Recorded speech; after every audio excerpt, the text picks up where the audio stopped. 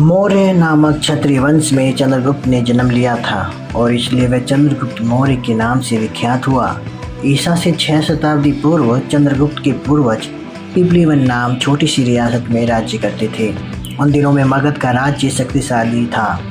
उसने अनेक छोटे राज्यों पर आक्रमण करके उनको अपने राज्य में मिला लिया था। उसके द्वारा जो राजा पराजित हुए थे उनमें पिपलीवन का राज्य भी था। अपने राज्य खोकर चंद्रगुप्त मौर्य के पूर्वज परतंत्र हो गए थे। उनके जीवन में इस परतंत्रता की पीड़ा थी। चंद्रगुप्त मौर्य अपनी छोटी आयु में ही इस बात को सुना करते थे कि हमारे राज्य को जीतकर मगध के राजा ने अपने साम्राज्य में मिला लिया है। नंद साम्राज्य के प्रति चंद्रगुप्त के हृदय में पहले से ही ये द्वेष भरा हुआ था। इसी कारण वह उस साम्राज्य का शत्रु हो रहा था। मगध में नंद वंश के राजाओं का शासन था, इसलिए वह राज्य नंद साम्राज्य और मगध राज्य दोनों नाम से प्रसिद्ध था।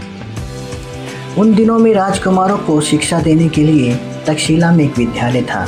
उसमें सभी प्रकार की शिक्षा दी जाती थी। चंद्रगुप्त भी उस विद्यालय में पढ़ने के लिए तक्षशिला गया था और वहीं पर रहकर अध्ययन कर रहे थे।